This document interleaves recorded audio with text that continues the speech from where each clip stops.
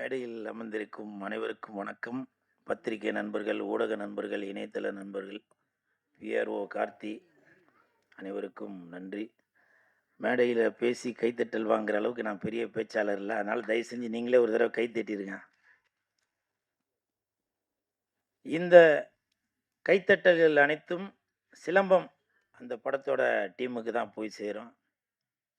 ஏன்னா இன்னைக்கு நான் வருதா வேணாமான்னு ஒரு ஒரு குழப்பத்திலே இருந்தேன். அப்போ பிஆர்ஓ கார்த்தி சார் தான் சொன்னார், இந்த மாதிரி ஒரு ஒரு மினிமம் பட்ஜெட்டில் ஒரு படம் ஒன்று பண்ணியிருக்காங்க, நீங்கள் வரணும்னு சொல்லி டைரக்டர் ப்ரொடியூசராக இருக்கிற ஜோதி சார் விரும்புகிறாரு அப்படின்னாரு.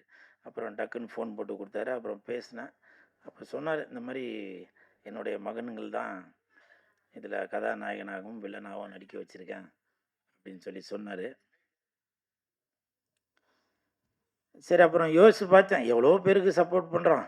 சரி, அவர் பிஆர்ஓ கார்த்தி நமக்கு சப்போர்ட் பண்ணுறாரு, சரி நம்ம இவருக்கு சப்போர்ட் பண்ணுவோம் அப்படின்ற ஒரு எண்ணத்தில் நேராக கிளம்பி வந்தோம். ஆனால் உண்மையிலே சொல்கிறேன், இங்கே வந்ததுக்கப்புறம் அந்த ட்ரெய்லர் பார்த்ததுக்கப்புறம் எனக்கு அவ்வளோ சந்தோஷம்.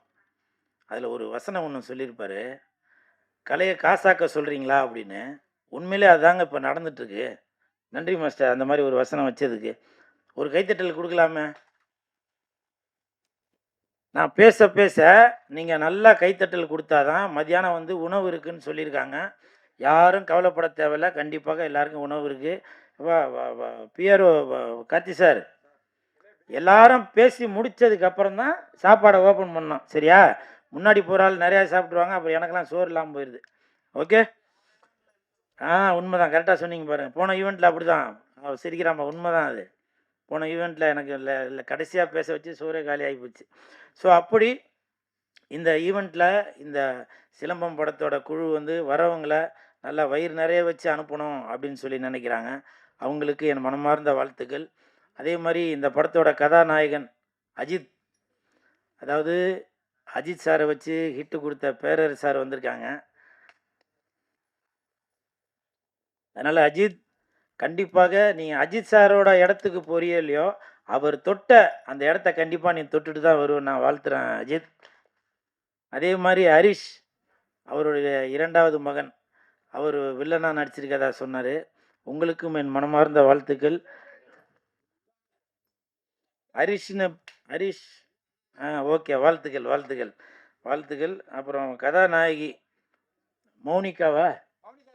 மௌனிகா ரெட்டி, அவங்கள பற்றி நான் கண்டிப்பாக சொல்லி ஆகணும். என்கிட்ட பேசும்போது சொன்னாங்க, நான் உங்களை பார்த்ததே இல்லைங்க, உங்கள் பேர் என்னங்க அப்படின்னாங்க. அதனால் எனக்கு ரொம்ப சந்தோஷமாக இருக்குது. ஏன்னா இல்லை, சும்மா ஏதோ ஒரு பில்டப் பண்ணுறதுக்கு சொல்லாமல் அவங்க உண்மையை சொன்னாங்க இல்லையா? ஆனால் உண்மையிலேயே அது தெரியுன்றதும் தெரிஞ்சு சொன்னாங்களா இல்லை தெரியாத மாதிரி சொன்னாங்களான்னு தெரில. ஆனால் பேசுகிறதெல்லாம் தமிழ்லாம் நல்லா தான் பேசுகிறாங்க. உண்மையிலே எனக்கு தெரியாதம்மா. அம்மா சத்தியமா? சரி, பரவாயில்ல. இருந்தாலும் நமக்கு கோடிக்கணக்கான ஒரு ரசிகரில் ஒருத்தங்க ஆமாம் மிஸ் பண்ணிட்டாங்க. இருந்தாலும் அவங்களுக்கு என் மனமார்ந்த வாழ்த்துக்கள். பரமேஸ்வரி மேடம் வந்திருக்கீங்களா? கை காட்டுங்கம்மா. வாழ்த்துக்கள். கொஞ்சம் அப்படியே நான் பேசிகிட்டே இருக்கேன், கொஞ்சம் முன்னாடி வந்துருங்கம்மா. அப்படியே நம்ம நடந்து முன்னாடி வந்துருங்க. அதாவது ஒரு தகப்பன் வந்து தன்னுடைய மகனை வந்து அப்படி படிக்க வைக்கணும், இப்படி படிக்க வைக்கணும், இல்லை இதில் சினிமாவில் தான் ஒரு ஹீரோவாக்கணும் அப்படிலாம் நினச்சிட்டு இருப்பாங்க. அதையும் தாண்டி அதற்கு பின்னாடி ஒரு ஒரு பக்க பலமாக இருந்து, அதனால் பேக் போனா இங்கிலீஷில் சொல்லுவாங்களே, அப்படி அந்த தாய் தன்னுடைய மகன் ஸ்டேஜில் ஏறி ஒரு அந்த சால்வை வாங்கும்போதோ, ஒரு படித்து பட்டம் வாங்கும்போதோ, இல்லை இந்த படத்துக்கு அவார்டு வாங்கும்போதோ அவ்வளோ சந்தோஷப்படுவாங்க. அந்த தாய்க்கு என் மனமார்ந்த நன்றிகளையும் வாழ்த்துக்களையும் தெரிவித்துக் கொள்கிறேன். போடுங்க. மாஸ்டர், நீங்க மாஸ்டர் நிரூபிச்சிட்டீங்களே, இந்த சுத்துறீங்களேவா? நன்றிம்மா. ஏன்னா ஒவ்வொரு வீட்லேயும் அந்த தாய் குலங்கள் தான் தன்னுடைய கணவரையும் பசங்களையும் கோபமாக இருக்கும்போதும் சரி, இல்லை வேற எதுனா சந்தோஷமாக இருக்கும்போதும் சரி, அந்த தட்டி கொடுத்து அப்படி முன்னுக்கு கொண்டு வர்றது அந்த தாய் தான். உங்களுக்கு என் மனமார்ந்த ஈஸ்வரியா பரமேஸ்வரி ரெண்டா பேரு இல்லை, பரமேஸ்வரி தான், ஈஸ்வரி சாட்டை கூடு. மேடம், தவறாக எடுத்துக்காதீங்க, எதுக்கு அவரை ஃபாலோ பண்ணுங்க, வாட்ஸ்அப்லாம் செக் பண்ணுங்க அவரை.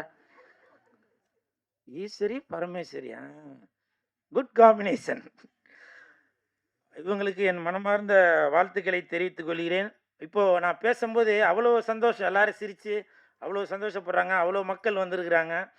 இந்த இந்த ஸ்டேடியமே ஃபுல்லாகி போச்சு. அநேகமா அடுத்து இந்த படத்தோட வெற்றி விழா வந்து நேரு ஸ்டேடியத்தில் தான் நடக்கும்னு நினைக்கிறேன். அது கூட விஜய் சார் முதலமைச்சராக பதவியேற்ற அந்த நேரு ஸ்டேடியத்தில் தான் நடக்கும்னு நினைக்கிறேன். உங்களுக்கு என் மனமார்ந்த வாழ்த்துக்கள் மாஸ்டர். அப்புறம் இந்த படத்தில் முக்கியமான கதாபாத்திரம் ஏற்றுள்ள ஆதி கொஞ்சம் எழுந்திரிக்கமா அங்கே வணக்கம் சொல்லிடுங்க அங்கே. வாழ்த்துக்கள் ஏன்னா இந்த படத்தில் வந்து கதையோட கருவே அந்த ஆதியை சுற்றி தான் இருக்குன்னாங்க.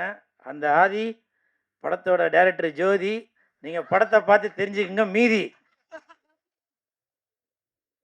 அதே மாதிரி இங்கே வாழ்த்த வருகை தந்துள்ள அனைவருக்கும் என் மனமார்ந்த நன்றி. மோகன்ஜி சார் வந்திருக்காரு.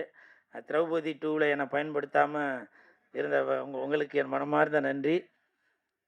அப்புறம் பெப்சி விஜயன் மாஸ்டர், நான் அவர் கூட சந்தானம் படம் ஒன்று வல்லவனுக்கு புல்லுமாய் தான் ஒர்க் பண்ணுறப்போ எனக்காக ஸ்பெஷலாக அந்த ஃபைட் சீனில் வந்து என்னை வந்து தனியாக ஒரு விதமாக காட்டணும்.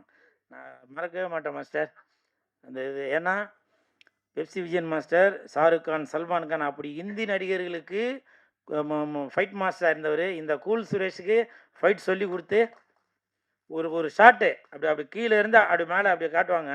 அப்போ வந்து நான் கையில் அருவா வச்சுட்டு நிற்பேன். அப்போ வந்து மாஸ்டர் வந்து அவங்க அசிஸ்டண்ட்டு சொல்ல, போய் ஆயில் எடுத்து அவன் உடம்புலாம் நல்லா பூசுங்கப்பா, நல்லா ஒரு கம்பீரமாக தெரியணும் அப்படின்னு. ஸோ இது வந்து பரவாயில்லப்பா அப்படியேப்பா அப்படின்னு சொல்லாமல் ஒரு இம்பார்ட்டன்ட் கொடுக்கணும் அப்படின்னு நினச்சிங்கள. நன்றி மாஸ்டர். அதனால தான் உங்கள் தந்தை இப்போ அவங்க சொல்லும் போது தான், பாண்டி மாஸ்டர் சொல்லும் போது தான் தெரியுது, உங்கள் தந்தை புரட்சி தலைவருக்கு பிறகு நிறையா ஸ்டண்ட் கலைஞர்களை இந்த யூனியனில் வந்து சேர்த்ததாக சொன்னாங்க. உங்களுக்கு என் மனமார்ந்த நன்றிகளும் வாழ்த்துக்களும் மாஸ்டர். அப்புறம் இப்போ விஜய் சார் ஆட்சி அமைச்சிட்டாங்க.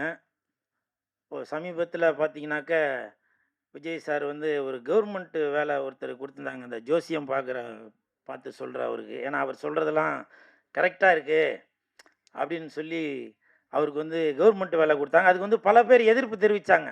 நான் இப்போ சொல்கிறேன், எதிர்ப்பு தெரிவிக்காமல் இருக்கணும் அப்படின்னாக்கா அது ஒருத்தருக்கு தான் நீங்கள் கொடுத்துருக்கணும். அது யாருனாக்கா டைரக்டர் பேரரசாருக்கு தான். ஏன்னா 10-15 வருடத்திற்கு முன்னாடியே அவரோட பாட்டிலே அதை சொல்லிட்டாரு. இல்லைங்கப்பா இல்லைங்க என்ன மாஸ்டர். ஆமாம் மாஸ்டர் டைரக்டர் அப்படி அன்னைக்கே வந்து அதை வந்து கணிச்சு வச்சிருக்காரு. விஜய் சார், உங்களுக்கு நான் அன்பு கூர்ந்து கேட்டுக்கொள்கிறேன்.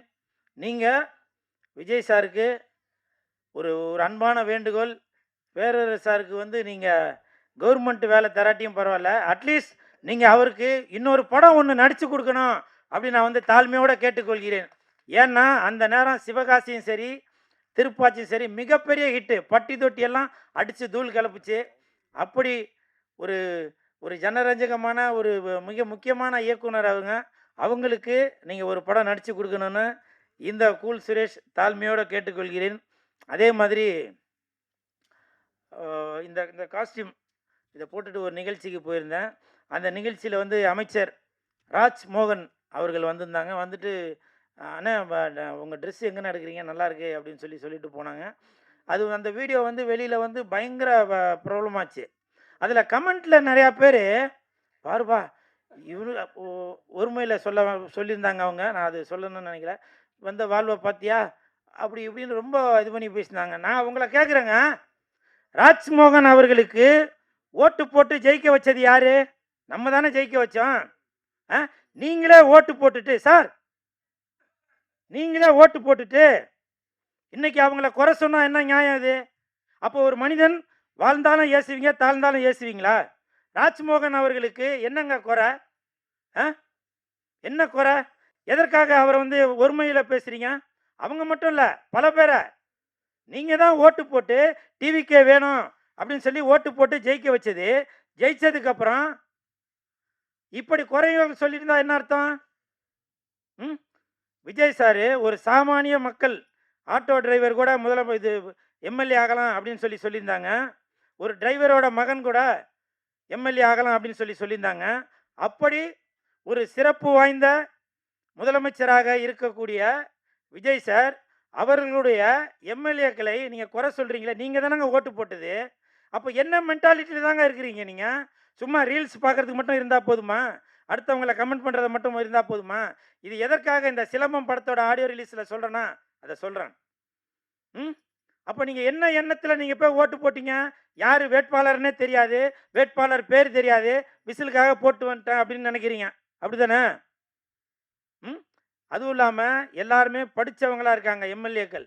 சில பேர் எம்எல்ஏவா பதவி ஏற்கும்போது அவங்களுக்கு பேசவே தெரியல, கை கால்லாம் நடுங்குது அப்படிலாம் சொல்லி, இவரெல்லாம் ஒருமையில் சொல்லியிருந்தீங்க, இவரெல்லாம் வந்து எம்எல்ஏவா அர்ப்பனுக்கு வந்த வாழ் வைப்பார் இப்படிலாம் சொல்லியிருந்தீங்களே.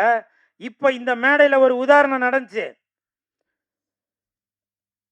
ஸ்டண்ட் யூனியனோட இப்போதைய தலைவர் அசோக் அவர்கள் பேசும்போது, அவர் பல படங்களை ஒர்க் பண்ணவர், எத்தனை மாடியிலேருந்து குதிக்க சொன்னாலும் குதிப்பார், பல தீக்காயங்கள் வெட்டுக்காயங்கள் இப்படி எதுக்குமே பயப்படாதவர் இந்த மைக்கை பார்த்தவன பயப்படுறாரு, கால்லாம் நடுங்குது, குடிக்க தண்ணி கொடுங்கன்னாரு.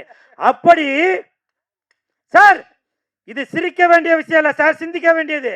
அப்படி பல கேமராக்கள் முன்னாடி பல ஹீரோக்களை பல சாகசங்கள் பண்ண அந்த ஸ்டண்ட் கலைஞருக்கு மைக்கை பார்க்கும்போது அவங்களுக்கு ஒரு நடுக்கம் வரும்போது, அவங்க யார் எம்எல்ஏக்களை பதவி ஏற்றவங்க அவங்களோட நிலைமையை யோசிச்சு பாருங்க. அவங்க இதுக்கு முன்னாடி மைக்கில் நின்று பேசினவங்களா, பல கூட்டங்களை பார்த்தவங்களா? அவங்களுடைய நோக்கம் எல்லாமே டிவிக்கே எம்எல்ஏ அவர்களுடைய நோக்கங்கள் எல்லாமே மக்களுக்கு நல்லது செய்யணும், மைக்கு முன்னாடி நிக்கணும்ன்ற எண்ணம் இல்ல, மக்களுக்கு நல்லது செய்யணும் அப்படின்ற ஒரு எண்ணத்துல தான் வந்திருக்கிறாங்க. அதனால தயவு செய்து உதவி செய்யாட்டியும் உபத்திரம் செய்யாம இருங்க, சரிங்களா? இப்பவும் சொல்றேன், நீங்க தான் ஓட்டு போட்டு ஜெயிக்க வச்சது, புரியுதுங்களா? அதாவது எதா இருந்தாலும் 5 வருடத்திற்கு நம்ம தான் பொறுமையாக இருந்து என்ன நடக்கிறது என்று அதை வெயிட் பண்ணி பார்ப்போம், சரிங்களா? அது அப்புறம் சொல்றேன் சார், நீங்க திசையை மாற்றி விட்டுறாதீங்க. அப்புறம் இன்னைக்கு காலையிலேருந்து ஒரு நியூஸ் சுற்றி வந்துட்டே இருக்கு. அது என்னன்னாக்கா, நடிகர் ஸ்டண்ட் கலைஞர் இந்த ஸ்டேஜில் சொல்கிறதுல நான் அதை கண்டிப்பாக சொல்லி ஆகணும். ஸ்டண்ட் கலைஞர் முத்துக்காளை அவர்களுடைய மனைவி உடல்நிலை சரியில்லாமல் கேஎம்சி ஹாஸ்பிட்டலில் இருக்காங்க. வீடியோலாம் பார்த்துருப்பீங்க. அதனால் தயவு செய்து முதலமைச்சர் விஜய் சார், நீங்கள் அந்த ஸ்டண்ட் கலைஞர் நடிகர் அவருடைய மனைவிக்கு இப்போ வந்து நீங்கள் இதில் தேர்தல் வாக்குறுதியில் சொல்லியிருந்தீங்க காப்பீடு திட்டங்கள்லாம் இருக்குன்னு. அதனால் தயவு செய்து அவருடைய மனைவியை நீங்கள் காப்பாற்ற வேண்டும் என்று உங்கள் பாதம் தொட்டு நான் கேட்டுக்கொள்கிறேன். இதை பல நடிகர்கள் சொல்ல மாட்டாங்க, பல இயக்குனர்கள் சொல்ல மாட்டாங்க, பல பணக்காரங்க சொல்ல மாட்டாங்க.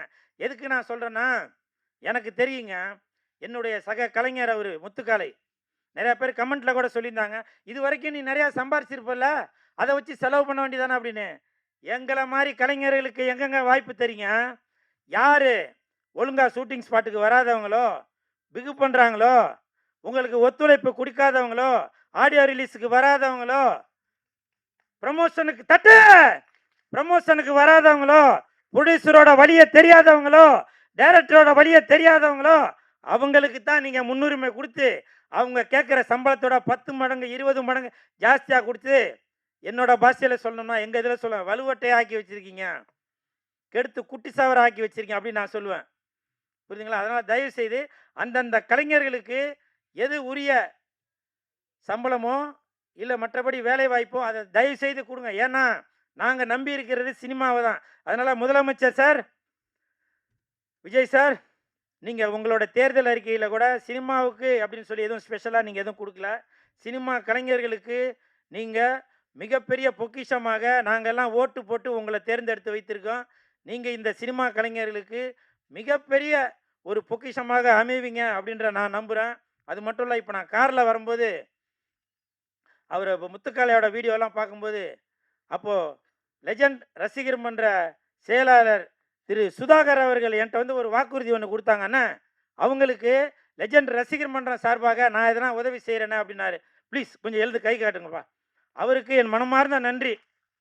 ஏன்னா புரட்சி தலைவர் எம்ஜிஆர் ஐயா அவர்கள் என்ன செய்து கொண்டிருந்தாரோ அதே வழியில் தான் இப்போ லெஜண்ட் அவர்களும் போய் கொண்டிருக்காங்க. அதை வழிநடத்தி கொண்டிருக்கும் செயலாளர் சுதாகர் அவர்களுக்கு என் மனமார்ந்த நன்றிகளையும் வாழ்த்துக்களையும் தெரிவித்துக் கொள்கிறேன். உங்களால் முடிஞ்ச உதவி புரியுதுங்களா? ஹாஸ்பிட்டலுக்கு தான் இது பண்ணணும் அப்படின்றதில்ல. நீங்க ஏதாவது ஒரு மாத்திரை செலவுக்காச்சும் அது ஆகும் இல்லையா? அந்த மாரி ஒரு நல்ல உள்ளம் கொண்ட சுதாகர் அவர்களுக்கு என் மனமார்ந்த நன்றிகளையும், வாழ்த்துக்களையும் தெரிவித்துக் கொண்டு, அவ்வளோதான் இதோட முடிச்சிடுறேம்மா. பசிக்குது. ஓகே. எனக்கு தான்ப்பா பசிக்குது. ஓகே.